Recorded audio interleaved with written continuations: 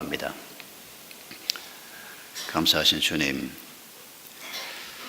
주님께서 십자가에 달리시기 전날 밤에 제자들과 함께 유월절 만찬을 행하셨습니다.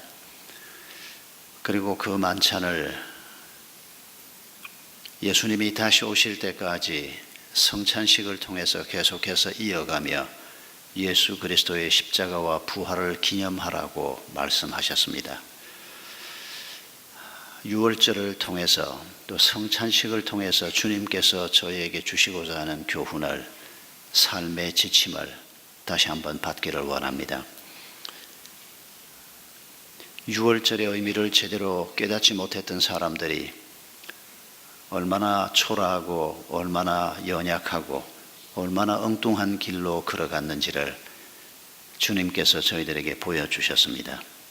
아버지 하나님, 우리의 남은 생이 우리 주님이 유월절 만찬을 통해서 가르치신 그 삶의 길로 걸어감으로 복되게 하시고 평안이 넘치는 성도의 삶이 되게 해 주시옵소서. 또 이 진리의 가르침을 통해서 지금 현재 우리가 안고 있는 인생의 문제들 또한 잘 풀어갈 수 있도록 주님 도와주시옵소서. 예수님의 이름으로 기도하옵나이다. 아멘.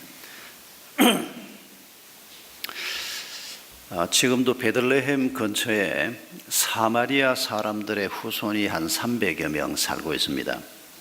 그런데 이 사람들은 반유대인 그리고 반외국인 혈통을 가지고 있는 혼혈족들인데 유월절 전통이 아주 독특합니다. 이 사람들은 양을 끌고 가서 그 양의 가죽을 전부 벗기고, 그리고 그 가죽을 다 벗긴 피가 뚝뚝 흐르는 양을 벽에다가 걸어놓고 하얀 옷을 입고 칼을 들고 그 양을 향해서 다가가서 그 양을 막 칼로 찌르면서 내 죄가 사해졌다, 내 죄가 사해졌다 그러면서 막 칼로 찌릅니다. 성경이 얘기하는 유월절하고는 아주 다릅니다만은 지금도 이런 형태로 이분들이 유월절을 지키고 있습니다. 그러면 몸이 피범벅이 되는 거죠. 이분들 사진을 제가 한 석 장 보여드리겠습니다. 지금 한번 띄워주십시오. 사마리아 사람들이 옷을 차려입고 서 있는 모습입니다. 그 다음 사진이요. 양을 끌고 가고 있는 장면입니다. 그 다음 사진이요. 양을 저렇게 가죽을 벗겨서 지금 매달아 놓은 모습인데 사진이 아쉽게도 석 장밖에 없습니다. 제가 원래 받았던 사진에는 바로 저 양을 벽에 여러 마리를 이렇게 걸어놓고 사람들이 다가가서 이렇게 찌르는 사진까지 있었는데 다 없어져 버렸습니다. 이사하면서 또 저 사진이 벌써 한 10년 전 사진입니다. 제가 한 10수년 전에 방금 여러분에게 소개한 베들레헴 근처에 사마리아 사람들의 후손이 있다, 그 설교를 한번 한 적이 있는데 그 설교를 이스라엘에 있는 선교사가 듣고 진짜 베들레헴 근처에 이런 사람들이 있나 하고 찾아가 봤다는 겁니다. 그런데 마침 갔더니 유월절이더라는 겁니다. 그리고 이 사진을 찍어서 목사님 설교 값입니다 하고 저한테 사진을 사실은 한 20장 정도 보냈었습니다. 그 사진을 제가 오랫동안 보관하고 있다가 언젠가 한번 설교 시간에 한번 성도들에게 보여드린 적이 있는데 오래전에 오늘 다시 한번 보여드리려고 꺼내보니까 요 석 장밖에 남지 않았습니다. 바로 그때 그 자리에 갔던 한국인 선교사가 저 예식을 다 지켜봤습니다. 그리고 끝난 다음에 한 사마리아인 리더를 붙들고 물어봤습니다. 지금 당신들이 유월절을 이런 식으로 지키는 것이 의미가 무엇이냐, 또 마지막에 양을 막 칼로 찌르면서 내 죄가 사해졌다, 그게 무슨 소리냐 그렇게 물었더니 그 사람이 하는 말이 모르겠다, 그냥 조상 대대로 그렇게 해왔기 때문에 유월절이 되면 이렇게 한다, 그렇게 답하더라는 겁니다. 여러분, 예수님께서 목요일 저녁에 이 땅에서 마지막 유월절 만찬을 하셨습니다. 그리고 그날 밤에 체포가 되시고 그 다음 날 아침 9시쯤 십자가에 매달리시고 오후 3시쯤에 돌아가셨는데, 여러분, 그 목요일 저녁에 예수님의 마음이 어떤 상태에 있을지 우리가 짐작할 수가 있습니다. 물론 제자들은 그날 밤에 무슨 일이 벌어질지 아직 잘 몰랐습니다. 그러나 예수님은 제자들과 함께 마가 요한의 집에서, 그것도 다락방에서 이 마지막 만찬을 하시면서 마음이 비장하기 짝이 없었을 것입니다. 그러면서 이 유월절 만찬을 마지막으로 행하시고, 그리고 이 만찬을 구약시대에 해왔던 유월절 예식이 아니고 새로운 형태로 주시면서 오늘 우리가 하고 있는 이 성찬 형태로, 지금 물론 우리가 하고 있는 성찬식은 예수님이 맨 처음 행하셨던 성찬식하고는 좀 다릅니다. 예수님은 식사를 하셨습니다. 빵도 큰 빵을, 식사가 될 수 있는 빵을 나누어 주셨고, 포도주도 눈물방울만큼 주는 게 아니고 잔에다가 꽤 많이 채워주셨을 겁니다. 그리고 잔을 또 부어주시고, 그러니까 그들이 먹고 마셨던 그 빵과 포도잔이 의미하는 바가 무엇인가, 그걸 그날 밤에 제자들이 잘 깨닫지 못하고 있는 상황에서도 주님은 그걸 긴 시간 동안 진행하셨습니다. 말씀도 하셨습니다. 제자들은 깊이 깨닫지는 못했지만 무거운 분위기 속에서 그 예식에 동참을 했습니다. 그리고 시간이 지난 다음에 그들이 그 떡과 잔이 무엇을 의미하는지 사무치게 깨닫게 됐을 것입니다. 예수님이 말씀하시는 핵심은, 여러분, 이 유월절의 시작이 어딘지 아시죠? 지금부터 3,500년 전 이집트 고센 땅에서 첫 유월절을 지켰습니다. 하나님께서 자기 백성이 이집트 땅에 가서 살도록 허락을 하셨습니다. 요셉을 먼저 보내시고 야곱 일가 70여 명이 내려갔습니다. 그런데 거기에서 한 400년 동안을 지내면서 처음에는 노예가 아니었습니다. 아주 귀빈들이었습니다. 그런데 나중에는 그들이 노예가 되고 맙니다. 400여 년이 지나는 동안에 적어도 200만 명 이상, 많게 계산하는 사람은 한 300만까지도 잡는데, 이런 수의 노예들이 고센 땅에 살고 있었습니다. 하나님께서 그들의 기도를 들으시고 모세를 보내셔서 내 백성을 가게 하라, 바로에게 요청을 했습니다. 근데 바로가 말을 듣지 않습니다. 하나님께서 9번의 재앙을 내렸습니다. 여러 가지 재앙을 내렸는데 바로가 말을 듣지 않습니다. 마지막 10번째 내린 재앙이 장자의 죽음 재앙이었습니다. 그리고 짐승들의 초태생, 그러니까 짐승들에게도 장자인 셈입니다. 죽음의 천사가 와서 모든 장자들을 다 죽이고 짐승들도 맨 처음 난 새끼를 전부 다 죽이는 이런 끔찍한 재앙이 그날 밤에 임했습니다. 그런데 하나님께서 고센 땅에 살고 있는 자기 백성들은 이 재앙을 받지 않기를 원했습니다. 그래서 그들에게 말씀하시기를, 양을 잡아서 그 양으로 마지막 만찬을 하고, 그리고 그 피를 문설주에 발라라. 그리고 그 다음날 이제 그들이 떠나는 겁니다. 그 재앙 때문에 이집트가 눈물바다가 되고 바로가 더 이상 견딜 수 없는 상황에 이르게 될 것을 하나님이 아셨기 때문입니다. 이스라엘 백성들은 수백 년 동안 노예로 살다가 임금 한 푼 받지 못하고 강제노예에 끌려가서 인간 대접도 받지 못하고 살다가 이제 우리에게 광복의 날이 오는구나. 그래서 그 피를 전부 자기 집 문설주에 바르고 하나님이 말씀하신 대로 유월절 양을 잡아서 가족들이 함께 나누어 먹고, 그리고 짐을 꾸리고, 그리고 이집트 사람들에게 금부치를 내놓아라, 하나님이 요구하라고 했습니다. 임금 한 푼 받지 않고 수십 년을 다 일했던 사람들인데 애굽 사람들에게 그걸 요구해서 받아서 길을 떠나게 되는, 이게 바로 이스라엘 백성들이 경험했던 첫 유월절입니다. 그리고 하나님께서 이스라엘 백성들에게 이 유월절 절기를 지키라고 했습니다. 8일 동안 지키는 겁니다. 한 주간을 지키면서 안식일을 포함해서 이 유월절 만찬을 먹고, 그리고 또 성전으로 나아가고, 이런 절기를 하나님이 지키게 하셨던 그 유월절을 지금 예수님께서 자신의 십자가 사건을 앞두고 지금 제자들과 함께 행하고 있는 것입니다. 예수님의 십자가 사건에 연루되어 있는 이 유월절의 의미, 예수님의 십자가와 부활이 포함되어 있는 이 유월절 절기의 의미를 바르게 알지 못하면 우리도 아주 우스운 사람이 될 수 있습니다. 성경에 보면 사마리아 사람들 말고도 예수님 당시 유대인들, 특히 지도자들, 성경을 잘 알고 평생 동안 성전에서 제사장으로, 레위인으로, 또 성경을 가르치는 서기관으로 그렇게 살았음에도 불구하고 유월절을 제대로 깨닫지 못함으로 아주 우스운 사람이 된 그런 모습을 성경이 생생히 보여주고 있습니다. 그냥 진리에 좀 무지하다 이런 정도가 아니고 예수님을 죽이는 자들이 됩니다. 하나님의 교회를 파괴하는 자들이 됩니다.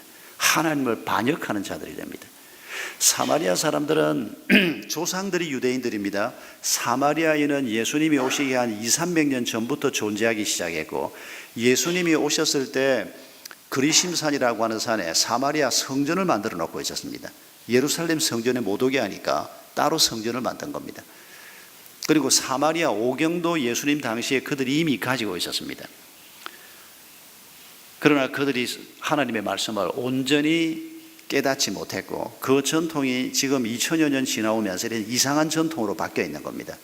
그러니까 피가 흐르고 있는 양을 보면서도 그 의미가 뭔지를 전혀 모릅니다. 심지어 자기 입으로 그 양을 칼로 찌르면서 내 죄가 사해졌다라고 외치지만은 그게 무슨 의미인지 전혀 모릅니다. 그리고 오늘 가룟 유다, 예수님의 제자 그룹에 들어왔던 사람입니다. 하나님 나라 운동에 깊이 참여했던 사람입니다. 그런데 이 사람이 예수를 파는 자가 됩니다.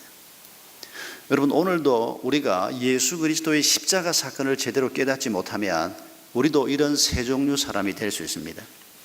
십자가 목걸이를 달고 다니고 십자가가 붙어있는 예배당에 들어와서 예수라고 이름을 부르면서 예배를 드려도 그 예수가 자기 삶에 별 의미가 없는, 그게 무슨 뜻인지도 별로 깊이 생각하지 않는, 먹고 사는데 매달려서 하루하루 그냥 시간 지나는 대로 살아가는 이런 사마리아 사람 같은 그리스도인이 오늘 소위 그리스도인이 교회 안에 많이 있습니다.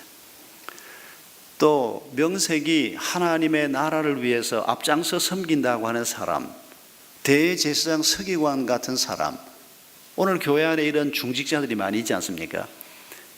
그런 사람이 하나님의 나라를 파괴하는 선봉대 역할을 하는 경우가 얼마든지 있습니다. 오늘 우리 시대에 이런 일들을 지금 많이 보고 있지 않습니까? 하나님의 나라에 반역하는 사람들, 그 사람들이 다른 사람이 아니고 목사, 장로 이런 사람들인 것을 우리가 보고 있습니다. 가룟 유다 같은 사람도 마찬가지입니다. 예수님을 돈을 위해서는 팔아버릴 수 있는, 교회를 팔아넘길 수도 있는, 신앙을 팔아넘길 수도 있는 이런 류의 사람이 될 수 있다는 것입니다. 도대체 우리가 이 6월절에서 확인해야 할 진리가 무엇입니까? 우리가 어떤 진리를 바르게 깨달아야 이런 이상한 잘못된 사이비 그리스도인이 아니고 진정한 그리스도의 제자가 될 수 있을까요?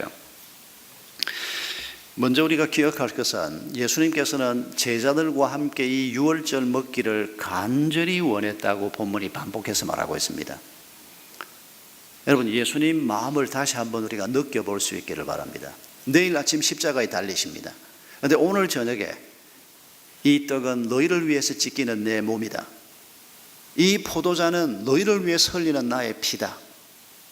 여러분, 이런 가르침을 통해서 제자들 마음속에 깊이 예수 그리스도의 십자가와 부활을 심어주고 싶은 것입니다. 그때 당시는 그들이 깊이 깨닫지 못했지만 시간이 좀 지난 다음에 우리 주님이 왜 그랬던가, 그리고 그 의미를 깨달은 다음에는 그 성찬식의 의미가 그들에게 얼마나 깊은 내용을 가지고 있는가를 그들이 기억하면서 평생을 그 잔과 그 떡에 들어있는 하나님의 말씀의 교훈을 가지고 그리스도인의 길을 걸어가는, 바로 그걸 주님이 원하신 것입니다. 로마서 4장 4절에 이런 말씀이 있습니다. 그러므로 우리가 그의 죽으심과 합하여 세례를 받은 줄을 알지 못하느뇨. 그러므로 우리가 그의 죽으심과 합하여 세례를 받음으로 그와 함께 장사되었나니 이는 아버지의 영광으로 말미암아 그리스도를 죽은 자 가운데서 살리심 같이 우리도 또한 새 생명 가운데서 행하게 하려 함이라. 예수 그리스도가 십자가에 못 박힐 때, 그게 바로 내 죄값을 대신하는 것인 것을 우리가 알게 될 때, 예수님만 십자가에 못 박혀서 장사 지내는 게 아니고 우리의 옛 사람도 함께 십자가에 못 박히고 장사 지내진다. 그리고 예수님이 부활하심으로 우리도 그 예수 안에서 믿음을 가진 자로서 새로운 생명을 가진 자로 태어난다. 그 말씀을 지금 하고 계시는 것입니다. 로마서 6장 6절에 우리가 알거니와 우리 옛 사람이 예수와 함께 십자가에 못 박힌 것은 죄의 몸이 멸하여 다시는 우리가 죄에게 종노릇하지 아니하려 하매니. 예수님이 십자가에 못 박힘으로 그게 내 죄값을 대신한 죽음인 것을 내가 인정할 때, 내가 죄인인 것을 인정하는 것입니다. 내 속에 있는 죄를 깨닫는 것입니다. 그리고 그 죄를 사할 길이 없는데 내가 노력해서도 안 되고 누가 나를 위해서 대신 죽어주어서 되는 일이 아니고 오직 예수 그리스도 그분의 십자가의 죽음만이 내 죄를 사하는 유일한 길인 것을 우리가 알고 그 십자가를 받아들이는 것입니다. 그럴 때 우리에게 생기는 일이 뭐냐? 유월절 양이 죽는 것처럼 우리의 옛사람이 죽는다는 것입니다. 그리고 그 예수 그리스도가 사흘 만에 부활하신 그 부활의 의미가 죽어버린 그 옛사람 대신에 우리가 예수 안에서 예수의 생명을 가진 새로운 사람으로 태어난다는 것입니다. 여러분, 이 사실을 우리가 다시 한번 이 유월절 사건을 통해서 잘 기억하셔야 합니다. 내가 신앙생활을 한 지 10년이 됐는데 20년이 됐는데 내 속에 그 옛사람이 죽은 것 같지가 않다. 한 반쯤 죽은 것 같긴 한데 이게 기회만 되면 꿈틀거리고 살아나서 나를 덮친다. 이런 느낌을 받는 분들이 있을 겁니다.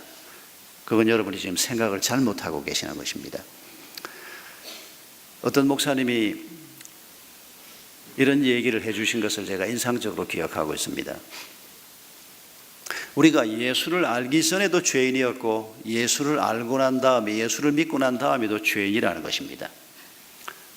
그런데 예수님을 만나기 전에는 죄가 뭔지도 모르는 죄인이고 그저 죄와 더불어 살면서도 그게 죽는 건지도 모르고 사는 죄인이었는데 예수 그리스도를 만나고 난 다음에 죄사함을 받고 은혜를 받은 다음에도 여전히 죄인인데, 그러나 이제는 죄를 피해 다니는 죄인이요, 내가 죄를 범해도 그 죄가 나를 절대 이기지 못한다는 것을 알기 때문에, 왜냐하면 그 죄를 예수님께 가지고 나아가면 사함을 받는 것을 알기 때문에 절망하지 않는 죄인, 죄를 피해 다니는 죄인, 그러나 이전에는 죄가 뭔지도 모르는 죄인, 그 죄 속에서 그냥 죽어가면서도 그것조차도 알지 못한 죄인이었다.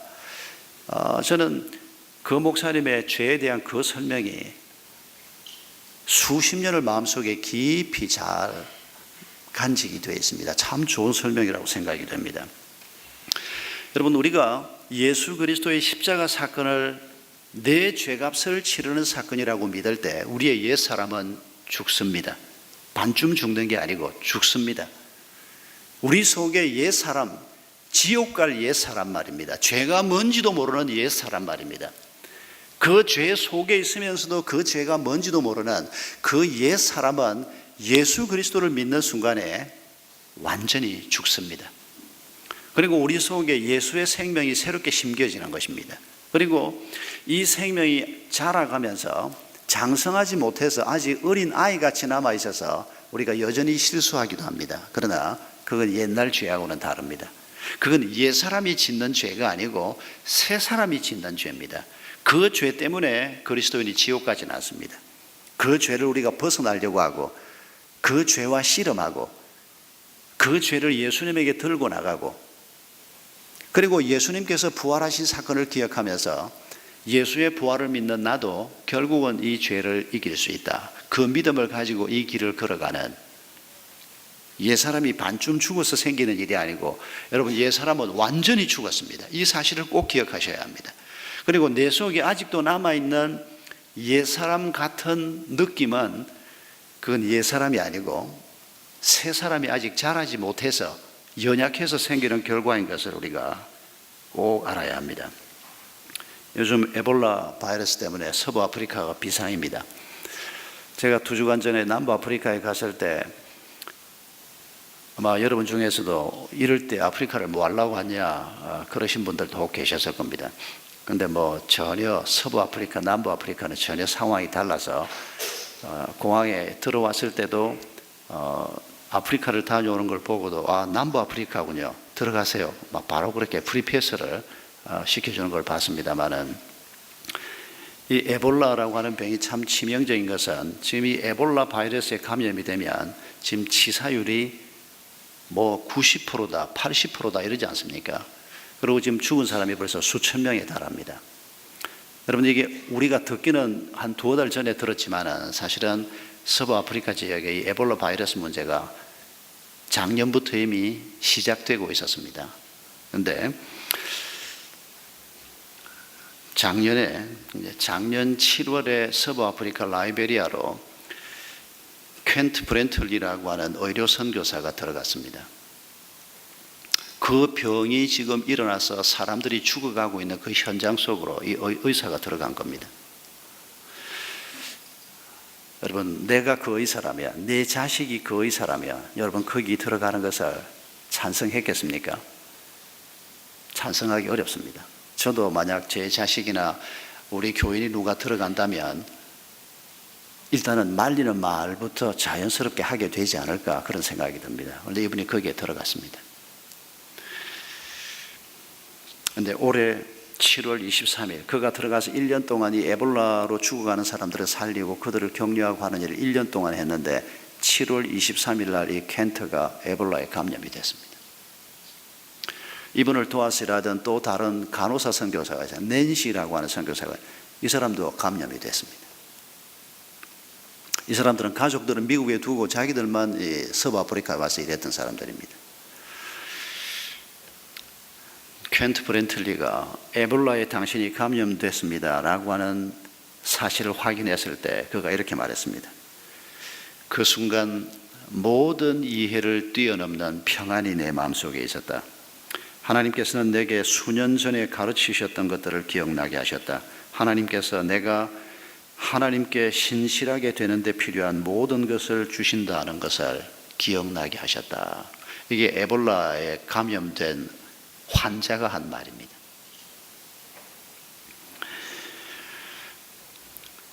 이 두 분이 바로 지난 5일날 미국으로 실려왔습니다.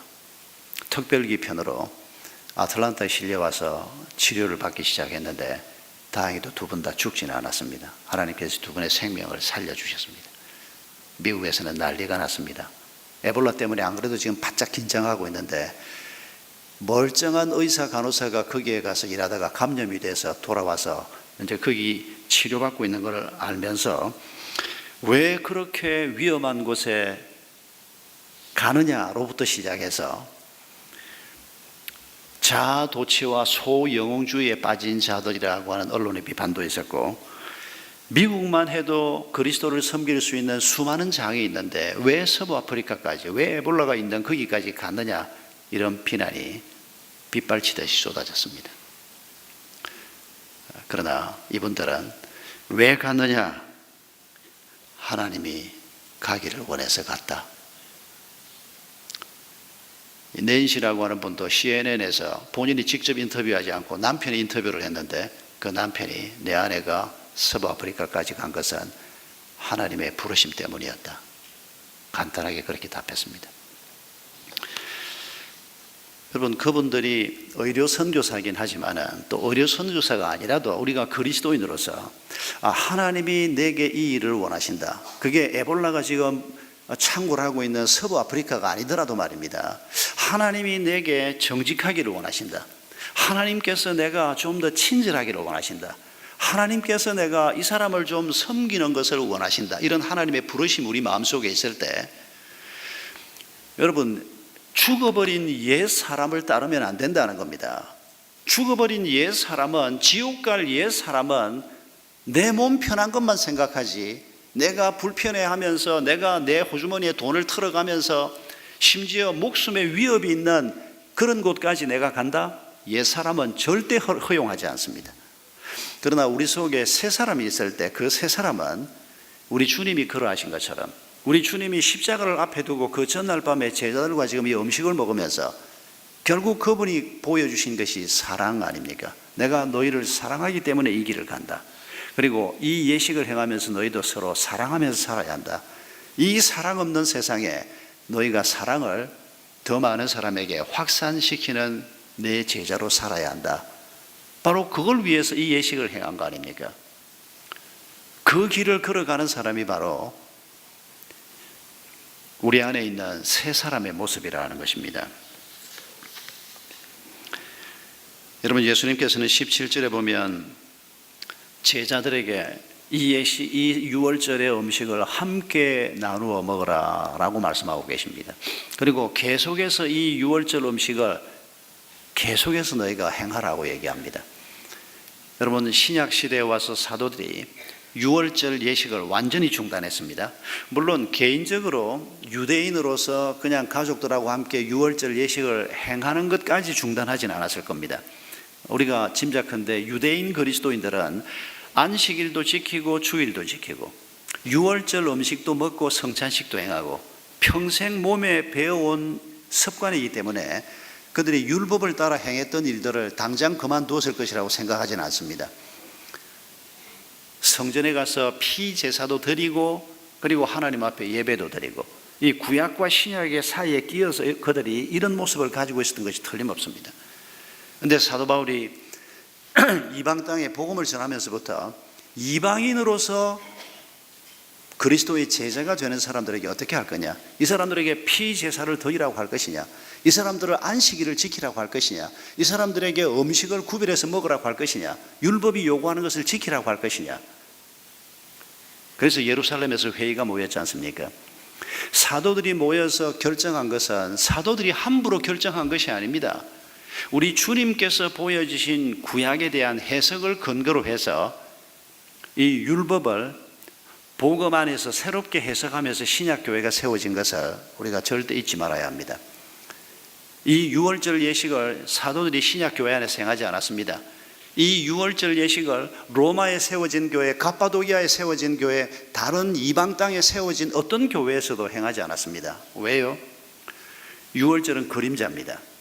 그 유월절을 통해서 예수 그리스도의 십자가와 부활이 드러나는, 그래서 그 예수님의 십자가와 부활을 기념하는 성찬식을 행하는 이런 예식으로 구약이 신약 안에 완성되고 있는 것을 볼 수가 있습니다. 안식일이 주일 안에 완성되는 겁니다. 피제사가 우리의 이 예배 속에 완성되고 있는 것입니다. 율법을 이렇게 해석하지 않으면 우리는 자가당착에 빠지게 됩니다. 율법은 중요합니다. 구약은 아주 중요합니다. 그러나 이 구약이 예수 그리스도의 십자가와 부활이라고 하는 빛 속에서 다시 해석되는, 그럴 때 우리가 사도들이 우리에게 남겨주신 이 믿음의 길을 따라 예수님이 재림할 때까지 흔들리지 않고 이 길을 잘 갈 수 있을 것입니다. 곳곳에서 그리스도의 이름을 부르는 사람들이 이제는 유월절 음식이 아니고 떡과 잔을 가지고 예수님의 사랑을 기억하면서 서로 먼저 섬기라는 것입니다. 너희가 서로 먼저 사랑하라는 것입니다. 율법의 정신도 사랑입니다. 성경의 모든 핵심적인 교훈은 사랑입니다. 사랑이 없는 제사든 안식일이건 음식 구별법이건 할례법이건 사랑이 만약 빠져버리면 그건 아무것도 아닌 문자 껍데기만 남게 될 것입니다. 그래서 예수님께서 제자들에게도 바로 이 사랑을 행하고 먼저 사랑의 공동체를 만들어 가라고 말씀하는 것입니다. 우리의 가정도 그렇게 만들어 가라고 말씀하는 것입니다. 여러분, 우리 교회 성도들은 영적인 가족입니다. 그저 하나님이 주신 은혜로 나 하나 혹은 내 가정 하나 먹고 살만하니까 막 큰 병 없이 살게 됐으니까 감사하다. 예, 감사하셔야죠. 그게 보통 은혜입니까? 먹고 사는 문제가 해결됐고 무탈하게 가족들이 큰 병 없이 살아가는 것 참 감사한 일입니다. 그러나 여러분, 내 육신을 가지고 형성한 내 가족들 안에서 있는 그 정도 개념으로 하나님이 주신 은혜를 국한시키지 말라는 것입니다. 예수 그리스도를 믿는 모든 사람에 대한 관심을 내가 다 가질 수는 없습니다. 그러나 우리가 그들을 위해서 기도하고 특히 우리가 한 공동체에서 예배를 드리면서 한 목장에서 함께 교제하면서 다른 사람의 필요를 놓고 내 필요처럼 아파하고 내 필요처럼 그 일을 놓고 간절히 기도하고 또 내가 나눌 게 있으면 기도만 하는 것이 아니고 실제로 나눌 수도 있는, 이게 바로 유월절 정신이라는 것입니다. 유월절 빵과 떡은 잔은 내가 함께 나누어 먹는데 내가 누구한테 돈 한 푼 나누어 써본 적이 없다. 당신은 아직 그리스도인이 아닙니다. 그리스도인일 수가 없습니다.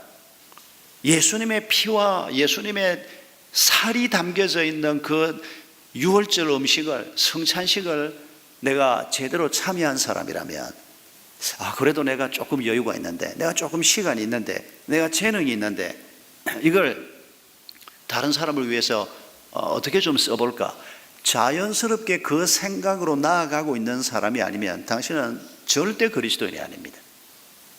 아직 씨앗이 그 속에 있어서 앞으로 그리스도인이 될 가능성은 오늘 이 예배의 자리까지 와 있는 걸 보니까 분명히 있습니다만은, 그러나 우리의 마음이 옛 사람을 넘어서서 이 새 사람의 모습으로 점점 나아가는 이 자연스러운 행로가 우리가 걸어가야 할 길이라는 것입니다. 그래서 우리 교회가 가지고 있는 기본적인 원칙이 있습니다. 적어도 이 공동체에 등록을 해서 함께 신앙생활을 하는 사람이면, 우리가 다 굶고 있으면 모르지만 지금 그런 때가 아닌데 우리 교인들 중에 굶는 사람이 있으면 안 된다. 그래서 우리 목자들이나 평원지기들이 잘 살펴서 조용히 굶는 일은 어떻게 해서든지 피하도록 우리 성도들을 섬겨야 한다. 우리 성도들이 병이 들면 우리 공동체가 할 수 있는 한 도와야겠지만은 수백만 원 드는 수술비를 다 대주지는 못할지라도 적어도 기본적인 진료는 받을 수 있도록 우리가 함께 마음을 써야 한다. 우리 아이들이 대학교는 몰라도 그래도 고등학교 정도까지 가는 것은 우리 사회가 다 하는 것으로 이해하고 있는 이런 시점에서 고등학교에 등록금 정도까지 교회가 우리 성도들의 자녀를 위해서 장학금으로 주는 것은 기본적으로 해야 한다. 이런 생각을 가지고 우리가 공동체를 꾸려가고 있습니다. 그리스도인들 중에서 유산 남기지 않기 운동을 시작한 분들이 있습니다. 꽤 오래됐습니다. 하나님이 빈손으로 이 땅에 나를 보내셨는데, 그리고 부모를 통해서 또 이런저런 것들을 통해서 하나님이 내게 먹을 거 입을 걸 주셨는데, 그리고 내가 이제 빈손으로 떠날 건데 내가 자녀 양육하고 이제 할 만큼 하고 그걸 또 나누어 주고 어쩌고, 그것보다 유산을 하나님 앞에 드리고 간다. 그게 유산 남기지 않는 운동의 취지였습니다. 자식한테 아무것도 해주지 마라, 그런 뜻은 절대 아닙니다. 자식들이 적어도 자기 삶을 살아갈 수 있도록 부모로서 어느 정도 도와주는 것은 분명히 해야 할 겁니다. 그게 어디까지냐? 그건 알아서 하셔야죠. 어떤 분은 내가 내 아이를 전셋집 하나 얻을 정도 도와주는 것까지 내가 한다, 이렇게 생각하는 분도 제가 본 적이 있고, 어떤 분은 그래도 내가 하나님이 주신 여유가 좀 있는데 아이들이 그래도 작은 아파트라도 하나 갖도록 내가 그 정도까지는 나는 돕는다. 그 다음에는 내가 하나님이 주신 것 사회를 위해서 쓴다, 이런 생각을 갖는 분들을 그동안에 제가 들어 보았습니다.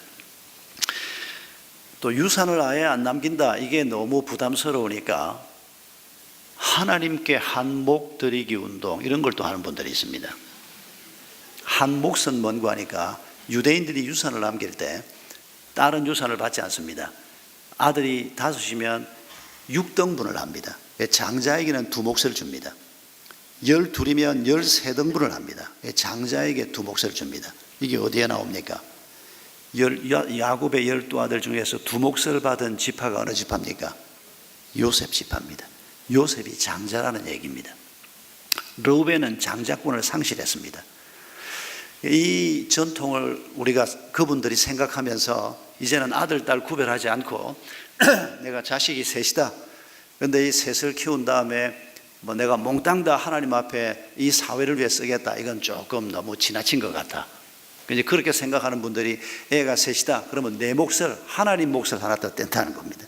내가 남긴 걸 네 등분을 해서, 아이가 2이면 3등분을 해서, 이건 하나는 하나님 앞에 드리고 2는 내 자식들을 위해서 남겨준다, 이런 운동을 하는 분들도 있습니다.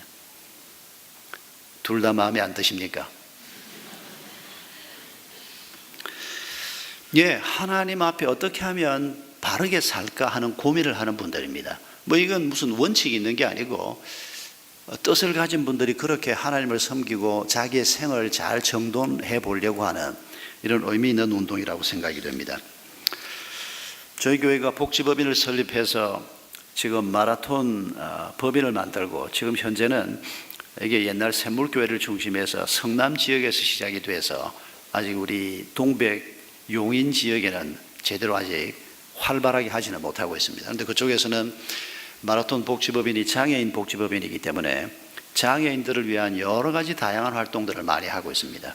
앞으로 우리가 이제 여기에서도 이어갈 겁니다. 지금 먼저 시작한 게 아래층에 있는 올카페입니다. 여러분 아시겠지만은 그 올카페는 샘물교회에 있는 올카페하고 다릅니다. 이 올카페는 앞에 여러분 써놓은 거 봤는지 모르겠습니다.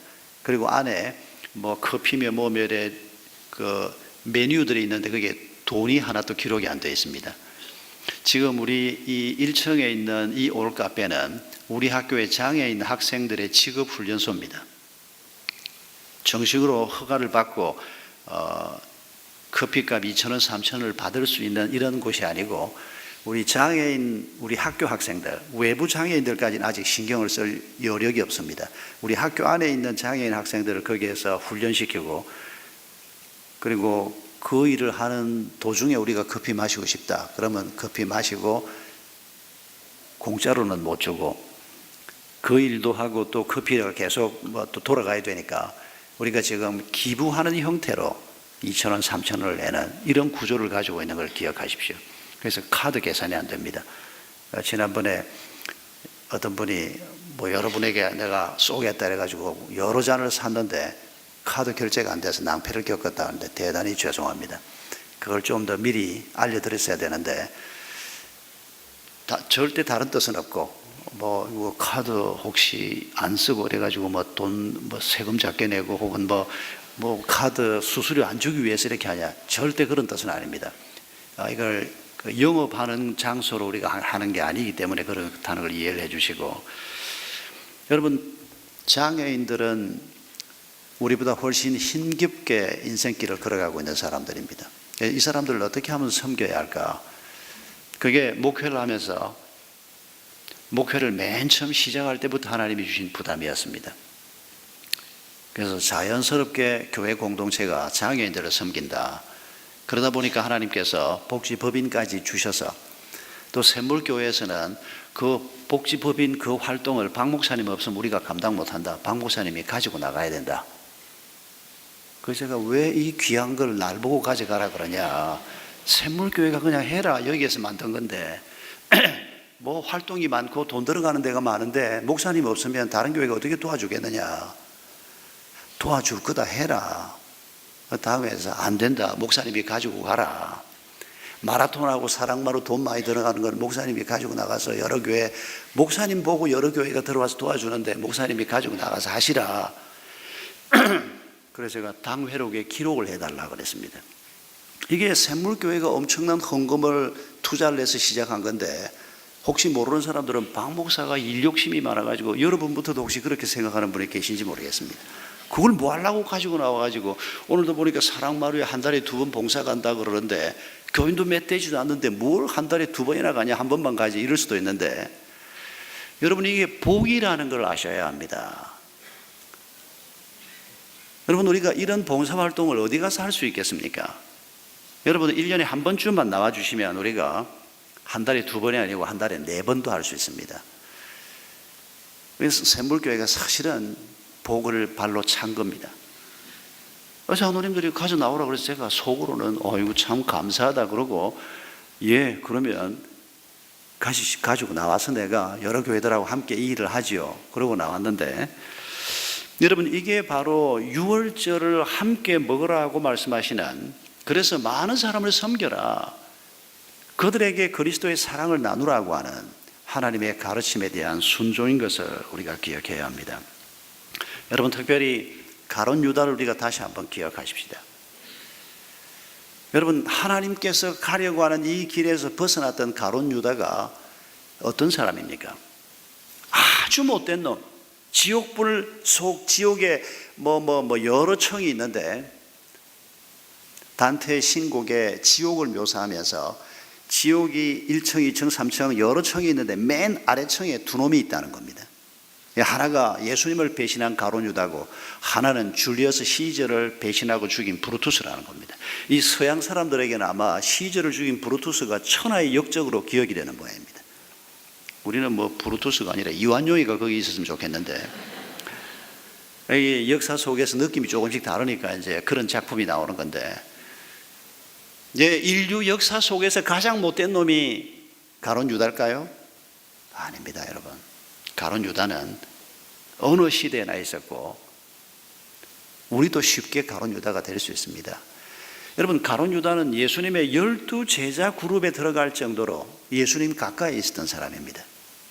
하나님 나라 얘기를 가장 많이 들었던 사람입니다. 그런데도 하나님 나라를 오판한 사람입니다. 똑똑한 사람입니다. 가룟 유다가 멍충이가 아닙니다. 회개를 맡긴 것 보면, 여러분, 회개를 아무한테나 맡깁니까? 정확한 사람한테 맡깁니다. 세심하게 이 돈 관리라는 게 그렇지 않습니까? 그렇지 않고 저는 회개를 맡기면 잘 못합니다. 대충 하고 영수증도 잘 잊어버리고. 그래서 제가 일찍부터 대학 때부터 저한테 회개하라 그러는 친구들은 아무도 없었습니다. 차라리 회장을 해라 이러지. 여러분, 가룟 유다가 회개를 맡은 걸 보면 이 사람이 아주 세심하고 정확하고 머리도 결코 나쁜 사람이 아닙니다. 그런데 여러분, 이 사람이 예수님이 내일이면 십자가에 달려 죽으시고 정말 인류 역사에 새로운 역사가 시작되는 그 자리에 앉아 있었는데 예수님을 파는 자가 되고 말았습니다. 참 안타깝기 그지없는 일입니다. 이미 예수님을 죽이려고 하는 자들과 작당을 하고 돈을 받고 예수님을 넘겨줄 기회를 찾고 있는 이런 상황에서 6월절 만찬에 참여한 겁니다. 그리고 그날 밤에 예수님을 넘겨줍니다. 무엇 때문에요? 돈 때문에요. 돈의 힘이 이렇게 무섭습니다. 돈이 부부 사이를 갈라놓지 않습니까? 돈이 부모 자식 사이를 갈라놓습니다. 돈이 예수님과 우리 사이를 갈라놓습니다. 여러분, 가룟 유다가 결코 특별하게 나쁜 놈이 아니고 어디에나 있는 나쁜 놈이라는 거 기억하셔야 합니다. 그리고 그 나쁘다고 하는 것도, 아니 돈 벌어서 잘 살아보려고 하는데 그게 뭐가 잘못됐느냐, 그렇게 말하면 하나님도 할 말이 없을 겁니다. 오늘 이 세상 수많은 사람들이 그렇게 말하면서 삽니다. 돈 있으면 행복할 줄로 생각하기 때문에. 그래서 돈이 옛날이나 지금이나 하나님이 되고 말았습니다. 여러분, 우리 또한 예수 그리스도의 이름을 부르고 하나님 나라에 부름받은 것을 감사한다고 하면서도 우리가 자칫 잘못하면, 자칫 우리의 마음을 잘 지키지 않으면 돈이 우리 속에 하나님의 자리를 차지하는 이런 쉽게 일어나는 일입니다. 돈만이 아닙니다. 돈이 가장 센 거니까 자꾸 돈 얘기를 합니다만은 우리가 좋아하는 것들, 지적인 호기심입니까? 쾌락입니까? 성진입니까? 출세입니까? 육체의 건강입니까? 몸만 건강해진다면 못할 짓이 없다. 예, 건강하셔야죠. 그러나 가장 중요한 것이 바로 그리스도의 사랑이요, 우리 주님이 이 6월절 만찬을 통해서 보여주시는 성도가 걸어가야 하는 길인 것을 우리가 오늘 다시 한번 기억하십시다. 우리 주님께서는 하늘에서 하나님의 뜻이 이루어진 것처럼 땅에서도 하나님의 뜻이 이루어지기를 원하십니다. 그 하나님의 뜻이 우리를 통해서 이루어져야 하는 것입니다. 그 하나님의 뜻이 6월절 만찬의 의미를 바르게 아는 사람, 이제 더 이상 6월절이 아니고 성찬을 통해서 예수 그리스도의 십자가와 부활의 의미를, 죄의 의미를, 죄 사함의 의미를, 죄를 이긴다는 것의 의미를 제대로 아는 사람, 그래서 옛 사람은 죽어 없어지고 새로운 사람으로 인생길을 걸어가고자 하는 바로 이런 사람들을 통해서 오늘도 하나님의 뜻이 이루어지는 것입니다. 우리의 가정에서 이 하나님의 뜻이 이루어지기를 바랍니다. 우리의 일터에서도 이 하나님의 뜻이 이루어지기를 바랍니다. 우리 함께 찬양하겠습니다. 하늘의